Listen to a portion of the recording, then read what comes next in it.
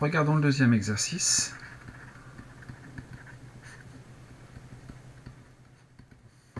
Encore un exercice sur l'algèbre linéaire, donc la partie 1, question 1A, un exercice déjà traité dans des exercices de la feuille de TD finalement. On nous demande de montrer que f inter g est un sous-espace vectoriel de E, sachant que f et g sont eux-mêmes des sous-espaces vectoriels de E. Bon. F est inclus dans E, et, par exemple, f inter g est lui-même inclus dans F. Donc, f inter g est inclus dans E, ce qui est un bon premier point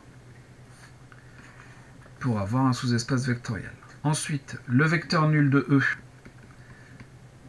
est dans F, puisque F est un sous-espace vectoriel de E.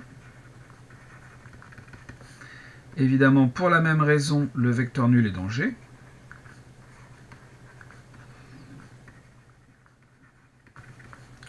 Il est dans les deux, donc le vecteur nul est dans f inter g. Pourquoi ça a fait ce gribouillis, j'en sais rien. Des fois, il ne faut pas chercher à comprendre. Ensuite, je me donne lambda un réel, U et V, deux vecteurs de f inter g.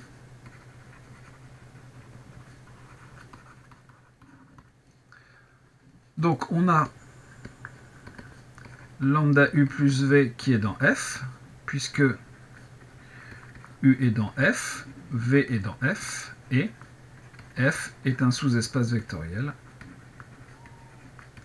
donc stable par combinaison linéaire. Pour les mêmes raisons,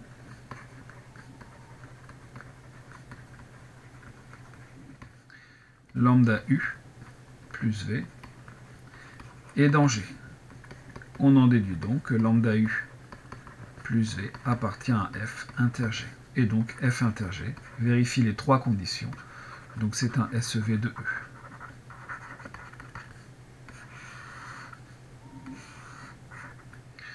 C'est réglé. Question B. En considérant f égale vecte de 1, 0, g égale vecte de 0, 1, montrez que f union g n'est en général pas un sous-espace vectoriel de E. Alors bien sûr, f union g est inclus dans E, donc c'est pas ça qui va coincer. Le vecteur nul est dans f, le vecteur nul est dans g, donc il va être dans f union g. C'est pas ça qui va coincer. Donc ce qui va coincer, clairement, ce sont les combinaisons linéaires. Par exemple, donc si je prends f égale vecte de 1, 0, g égale vecte de 0, 1, pardon.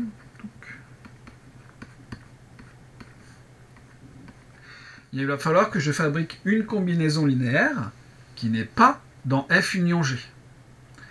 Qu'est-ce que c'est qu'un élément de f union g?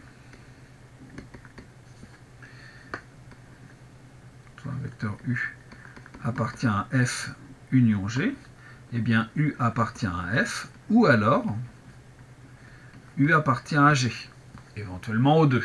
Bon, mais évidemment, si je choisis un élément qui est commun à f et à g, il est dans f inter g, donc on ne va pas pouvoir en faire un contre-exemple, vu qu'on a démontré que f inter g était un sous-espace vectoriel de E. Donc pour trouver un contre-exemple, il va falloir qu'on trouve un élément qui est dans f union g, ou un élément une combinaison linéaire d'un élément de f et d'un élément de g, parce qu'évidemment si je prends deux éléments de f, ça ne fonctionnera pas, enfin au contraire ça va fonctionner puisqu'ils seront dans f, deux éléments de g, même chose, donc il faut que je prenne un élément de f, un élément de g, et que je montre qu'il n'est pas dans f inter g, que leur somme par exemple n'est pas dans f inter g. Donc si je choisis le vecteur 1, 0, il est dans f. 0, 1, il est dans G.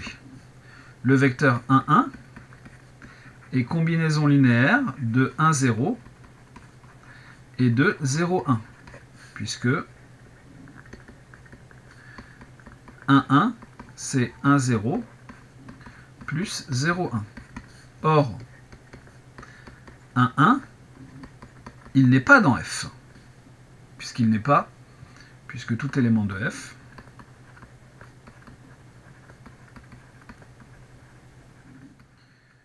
s'écrit comme un certain lambda multiplié par 1, 0, c'est-à-dire quelque chose de la forme lambda 0, ce qui n'est pas le cas pour 1, 1. De même, 1, 1 n'est pas dans G, puisque tout élément de G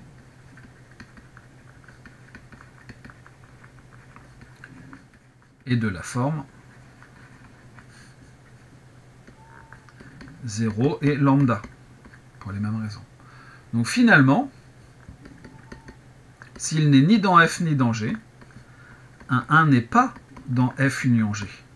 Or, si F union G était un sous-espace vectoriel, il serait stable par combinaison linéaire. On vient de voir que ce n'était pas le cas. Donc en général, F union G n'est pas un SEV de E.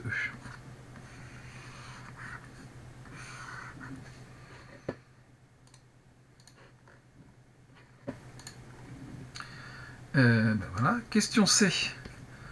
On s'intéresse à F plus G, montrer que F plus G est un sous-espace vectoriel de E.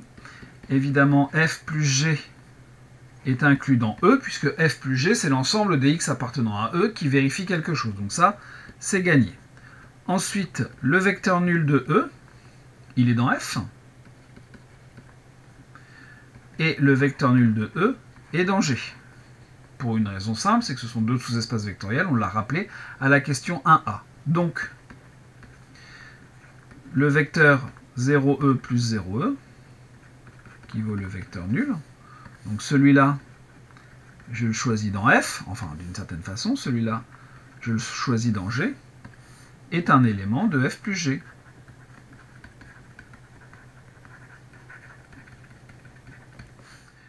D'où le vecteur nul appartient à F plus G. Ça c'est bon. Ensuite, toujours pareil, je me donne lambda 1 réel, U égale X,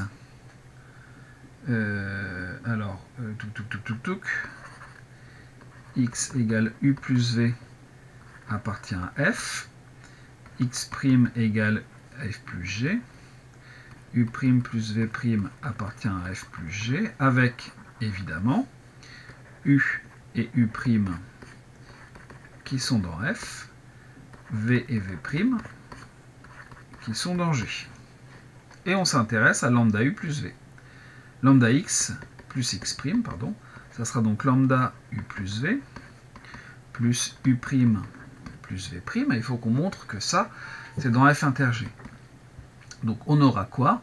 On aura lambda U plus U' plus lambda V plus V'. Or, cette chose-là est dans F, puisque F est un espace vectoriel. Donc toutes les combinaisons linéaires d'éléments de F sont dedans. Celui-là, il est dans G, pour les mêmes raisons, puisque G est un espace vectoriel. Donc lambda x plus x' est bien la somme d'un élément de F et d'un élément de G, donc on en déduit que lambda x plus x' appartient à F plus G. Donc F plus G est un SEV de E.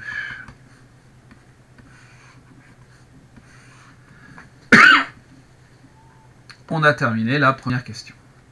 Deuxième question, démontrer l'équivalence. F union G est un sous-espace vectoriel de E, si et seulement si F est inclus dans G ou que G est inclus dans F. Il y a une équivalence à démontrer, donc on va commencer par la plus simple. Supposons que F inclus dans G, par exemple. Dans ce cas-là, on a donc F union G égale G, qui est bien un SEV de E. Maintenant, si je suppose que c'est G qui est inclus dans F, on a alors F union G qui est égal à F, qui est aussi un SEV de E.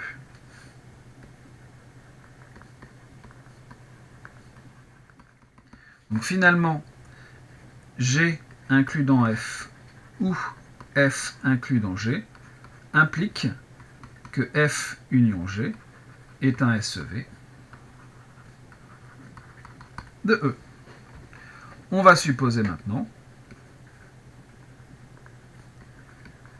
que F union G est un SEV de E.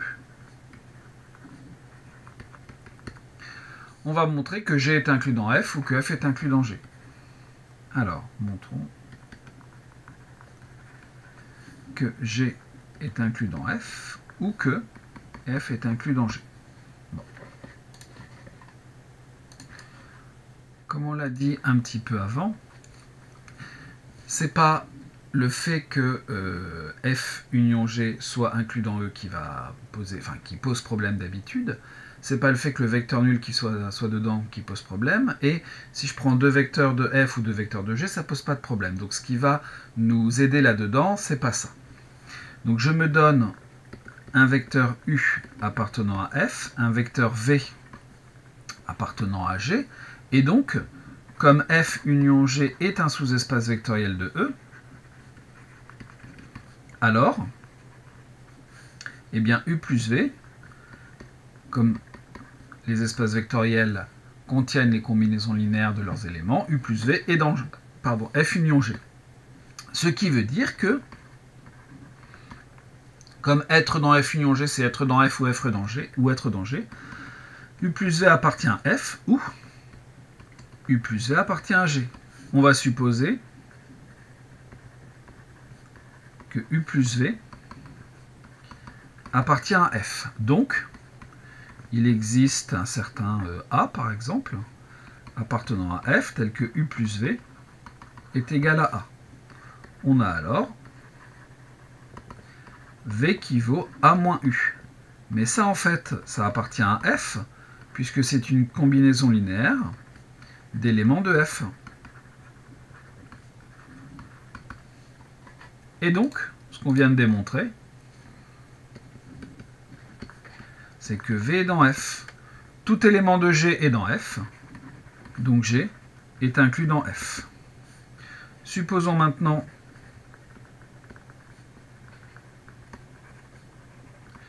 que U plus V ne soit pas dans F. On a donc U plus V qui est dans G. Pour les mêmes raisons,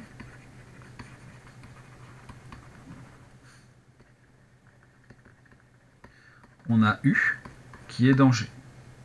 Et donc, tous les éléments de F sont dans G. F est inclus dans G. D'où F union G SEV de E implique que G est inclus dans F ou que F est inclus dans G. Et donc, d'où l'équivalence F union G SEV de E, G est inclus dans F, ou F est inclus dans G. Qu'est-ce qu'on a fait là-dedans? Utiliser ce que c'est qu'une équivalence, utiliser ce que ça veut dire être inclus dans un autre. La seconde partie, l'étude d'un cas particulier. Donc là, c'est plus pratique. On a un ensemble, on nous demande de montrer que c'est un sous-espace vectoriel de R3. Bon, pas de problème. Évidemment, F est inclus dans R3. Ça fait je ne sais pas combien de fois qu'on le fait. Le vecteur nul, il est dans F puisque 0 moins 3 fois 0 plus 4 fois 0 est égal à 0. Pas de problème. Ensuite, je me donne un réel lambda. Tout ça, c'est très mécanique. 1 U égale X, Y, Z dans F et V, que je vais appeler X', Y', Z', qui va être aussi dans F. Et je m'intéresse à lambda U plus V, c'est-à-dire lambda X plus X', lambda Y plus Y', lambda Z plus Z'. Et ça, qu'est-ce que je dois vérifier? Eh bien, je dois vérifier que X donc lambda x plus x', moins 3y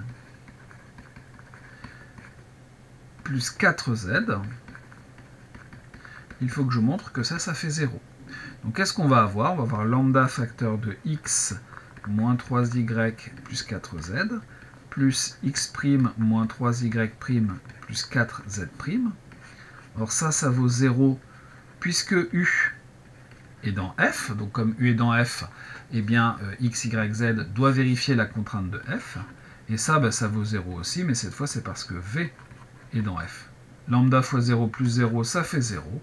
Donc j'en déduis que lambda u plus v est dans f. F est un sous-espace vectoriel de R3.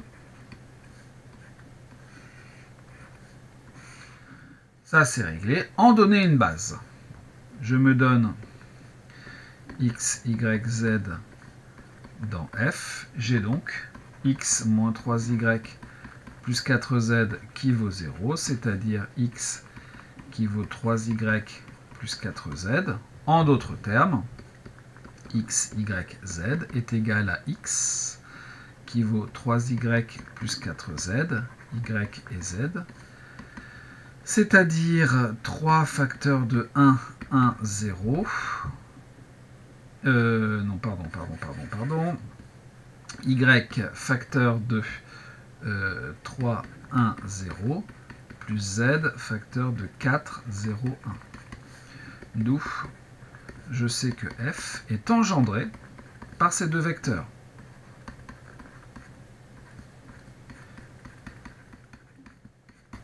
Maintenant, cette famille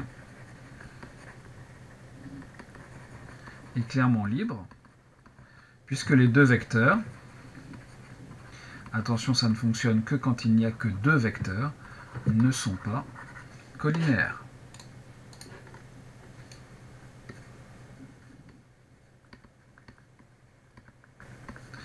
Donc, vous avez 3, 1, 0 et 4, 0, 1 qui est une base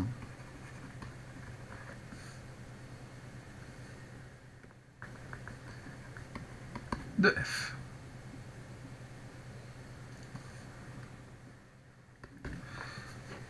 Question 2a.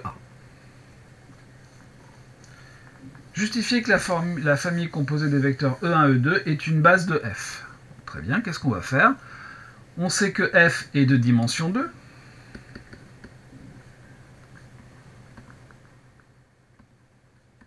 Puisque une base de f est composée de deux vecteurs.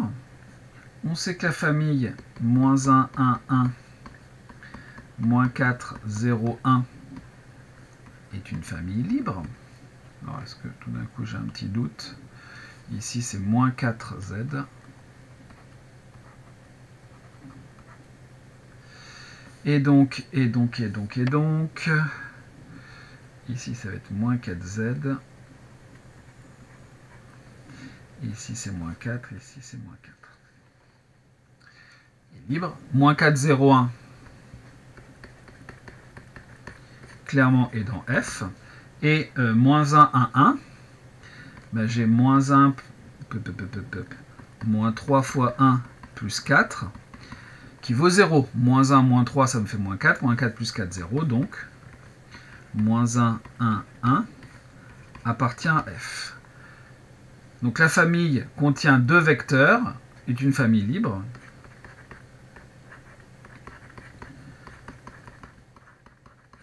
Est une famille libre de deux vecteurs de f qui est de dimension 2.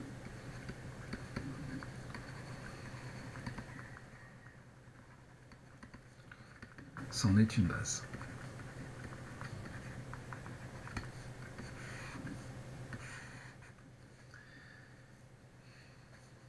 Ensuite, E1, E2, E3 est une famille de R3. Bon. Vérifions maintenant que moins 1, 1, 1, moins 4, 0, 1, 1, 0, 0, tac, tac, est une famille libre. Pour cela, je me donne A, B, C, appartenant à R cube, tel que A, moins 1, 1, 1, plus B, moins 4, 0, 1, plus C, 1, 0, 0, est égal au vecteur nul. Donc 0, 0, 0. On a donc moins A, moins 4B, plus C qui vaut 0. A, c'est tout, égale 0. A plus B qui vaut 0. Bon, si A vaut 0, grâce à la deuxième ligne, B vaut 0. Et si A et B sont tous les deux égaux à 0, on en déduit que C égale 0. Donc la famille est libre.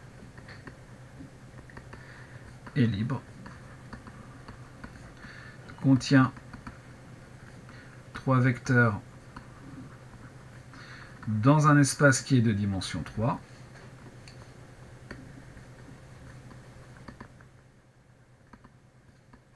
Là aussi, c'en est une base.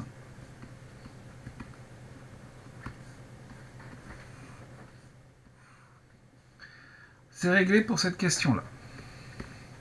Question B, donner les dimensions de f et de g. La dimension de f, on l'a vu, c'est 2. La dimension de g, c'est encore plus simple.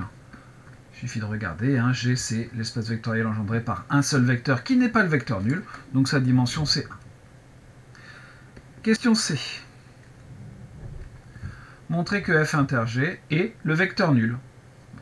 Très bien. Je me donne un vecteur u égale x, y, z dans f inter g. Qu'est-ce que je peux dire de ce vecteur nul? Alors u est dans g, donc il existe un certain lambda, tel que u est égal à lambda multiplié par le seul vecteur qu'il caractérise, c'est-à-dire lambda 0, 0. Et donc, on en déduit tout de suite y égale z égale 0. Maintenant, u est dans f, donc x moins 3 fois 0 plus 4 fois 0 égale 0, donc x égale 0. D'où u égale 0, 0, 0. Ce que l'on vient de démontrer, c'est que le vecteur nul est inclus dans f inter g. Mais, on vient de démontrer le contraire, c'est que f inter g est inclus dans le vecteur nul. Mais le vecteur nul est toujours inclus dans f inter g, peu importe. Donc, f inter g, c'est le vecteur nul. Question 3. Soit x égale moins 2, 3, 1, déterminer u appartient à f et v appartient à g, tel que x égale u plus v.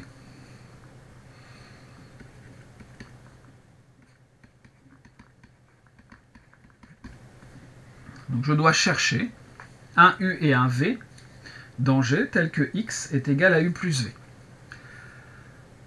C'est relativement facile, puisque un élément de g, il devrait être de la forme lambda 0, 0.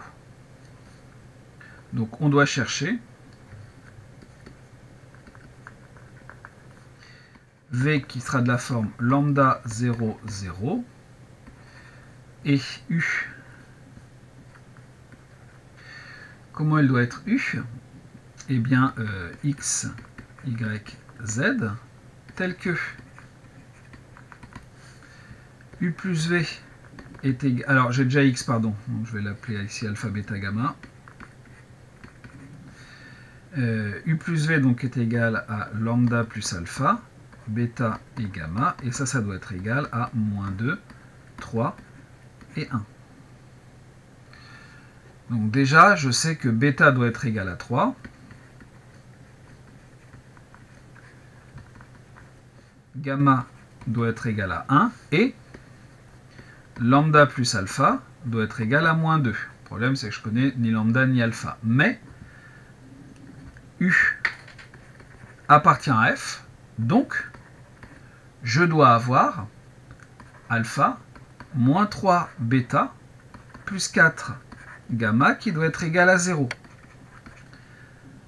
Alpha, que je ne connais pas, moins 3 fois bêta, donc moins 9, plus 4 gamma, donc plus 4, doit être égal à 0.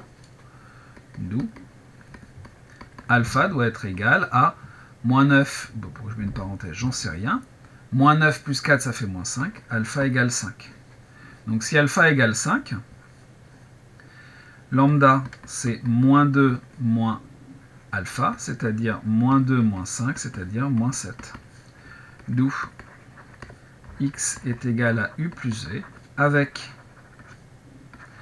u qui est égal à alpha, bêta, gamma, et v qui est égal à moins 7, 0, 0.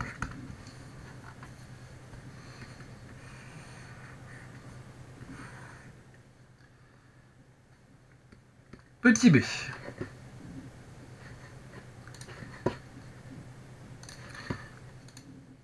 La question B, eh bien finalement, elle ressemble à la question A, mais en un peu plus théorique, mais on va utiliser la même idée. Donc on va se donner x, cette fois ça ne sera pas moins 2, 3, 1, ça sera eh bien, 3 réels, que je vais appeler x, alors je vais les appeler x, je vais les appeler ax par exemple, bx et cx, un élément de R3, et je dois chercher u et v. Bon. Cherchons u égale AU, BU, CU dans F, et V égale AV, BV, CV dans G. D'après ce qui précède, on a BV égale CV égale 0, donc ça c'est assez agréable, puisqu'un élément de G doit avoir les deux coordonnées ici égales à 0. On a AU plus AV qui doit être égal à AX, et puis BU et CU qui doivent être égales du coup à BX et CX. BU est égal à BX et CU est égal à CX. Donc finalement, on a déjà pas mal avancé. Il ne reste plus qu'à trouver AU et AV. Or, eh bien, U est dans F, donc on doit avoir AU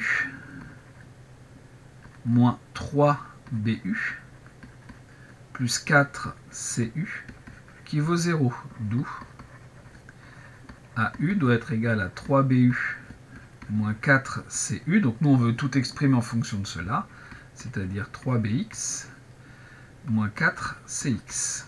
Il ne reste plus qu'à trouver AV. On en déduit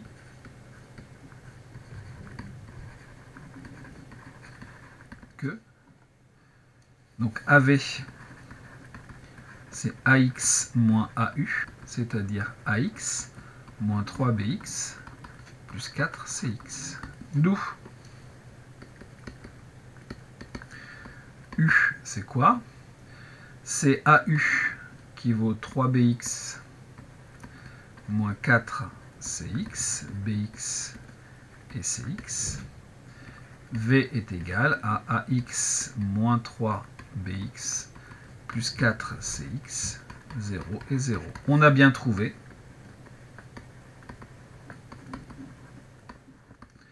U appartenant à F et V appartenant à G, tel que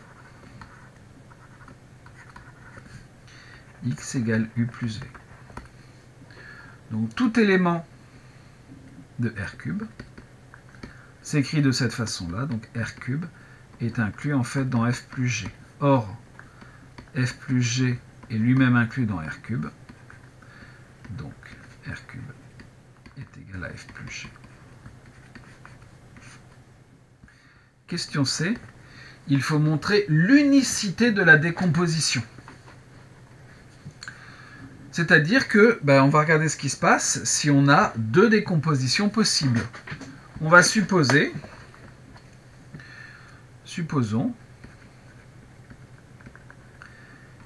que il existe U1, U2,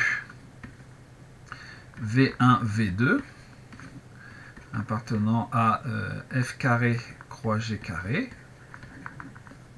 tel que X soit égal à U1 plus V1, qui soit égal à U2 plus V2. Bon. Qu'est-ce qu'on a? On a donc U1 plus U1 pardon, moins U2 est égal à V2 moins V1. Ça appartient à F. Ça appartient à G. Donc finalement, U1 moins U2 est dans F et dans G, donc il est dans F inter G, tout comme V2 moins V1. Un élément de F est égal à un élément de G, donc ils sont dans les deux. Or, qu'est-ce qu'on a démontré? On a démontré que F inter G ne contenait que le vecteur nul. Donc U1 moins U2 est égal au vecteur nul, ce qui revient à dire que U1 est égal à U2. De même, V2 moins V1 est égal au vecteur nul, c'est-à-dire que V1 est égal à V2, d'où l'unicité.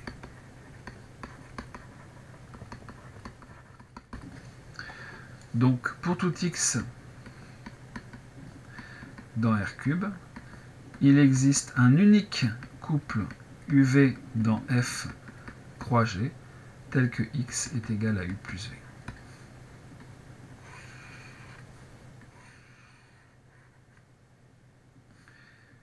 Quatrième question. On s'intéresse maintenant à un autre ensemble qui est F croix G. Est-ce qu'on a UU dans F croix G? Eh bien, U qui vaut 2, 0, 0 est dans G, clairement, puisque c'est de la forme un nombre 0 et 0. U n'appartient pas à F, puisque 2 moins 3 fois 0 plus 4 fois 0 n'est pas égal à 0. Donc, U n'appartient pas à F croix G. Être dans F croix G, ça voudrait dire que, rappel, AB appartient à F croix G, c'est A qui appartient à F et B qui appartient à G. Ici, j'ai bien celui-là qui est dans G, mais le premier qui n'est pas dans F. Donc la réponse est non. Question B, on nous demande de montrer qu'une application est bijective. Très bien. Montrons que phi est surjective. Comment on doit faire ça? Eh bien, il faut qu'on montre que tout élément de F croix G admet un unique antécédent dans R3. Donc, je me donne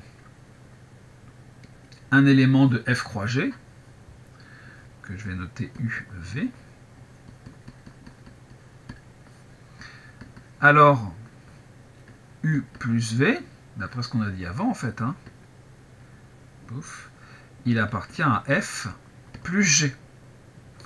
Or, F plus G, c'est égal à R cube, dont moins 1, 1, 1, moins 4, 0, 1, 1, 0, 0 est une base.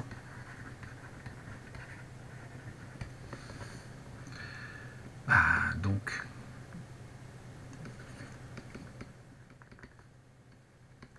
il existe trois réels.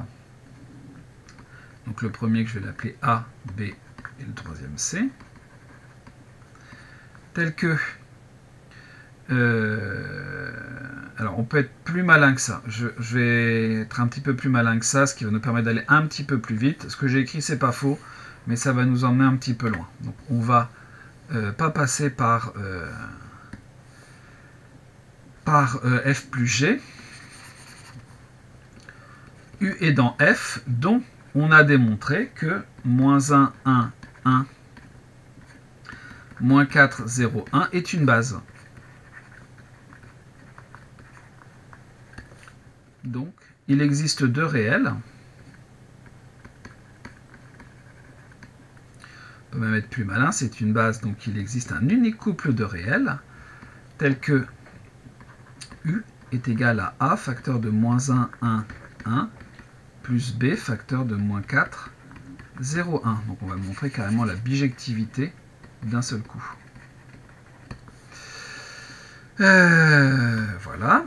D'autre part, V appartient à G, dont 1, 0, 0 est une base. Donc il existe un unique C appartenant à R, tel que V est égal à C facteur de 1, 0, 0. Donc finalement, il existe un unique triplet A, B, C de réel, tel que le couple UV est égal à A facteur de moins 1, 1, 1, plus B moins 4, 0, 1, virgule, C, 1, 0, 0. Donc, le couple UV admet un unique antécédent par phi.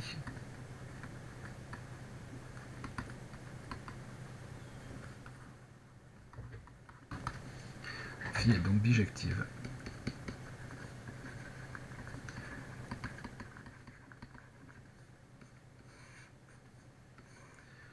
On aurait pu montrer la surjectivité et l'injectivité, mais là ça va un petit peu plus vite.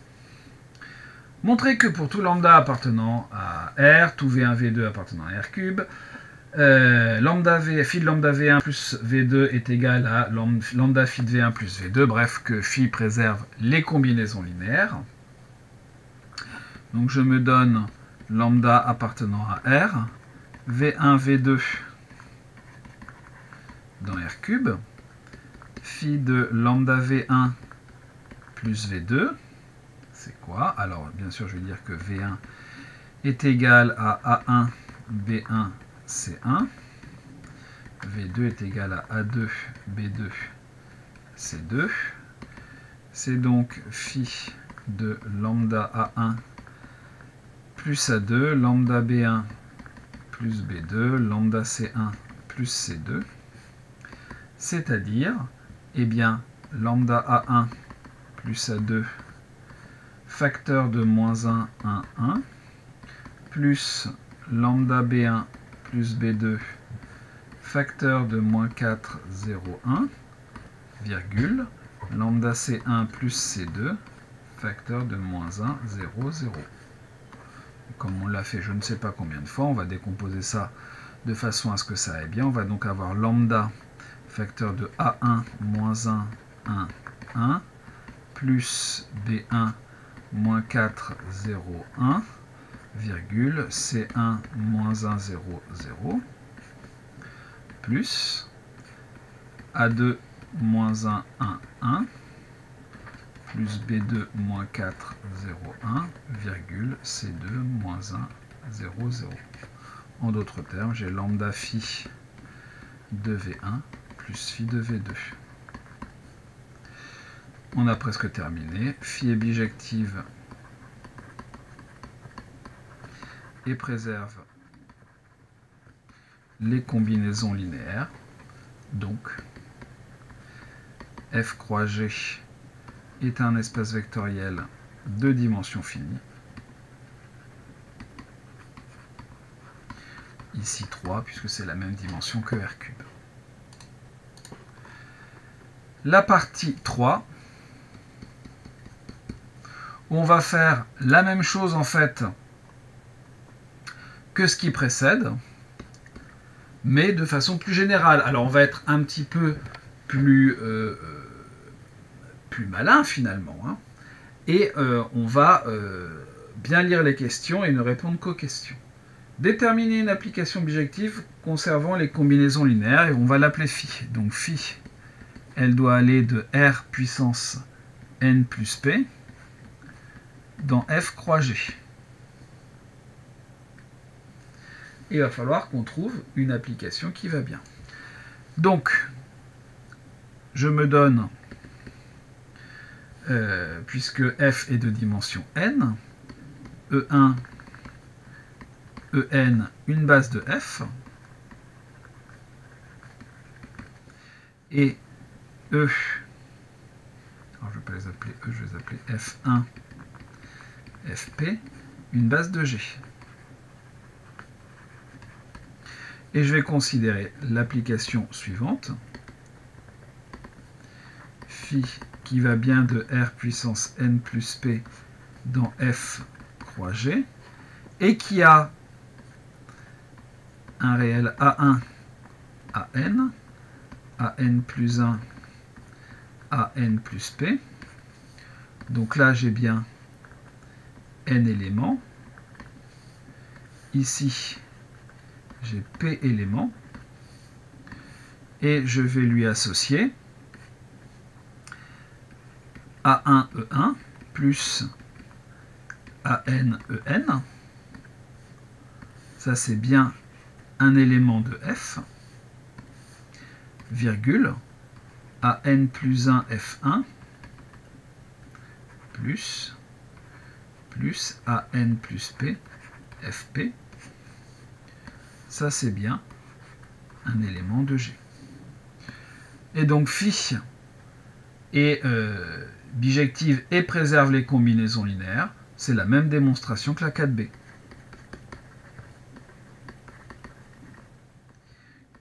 Et préserve les combinaisons linéaires.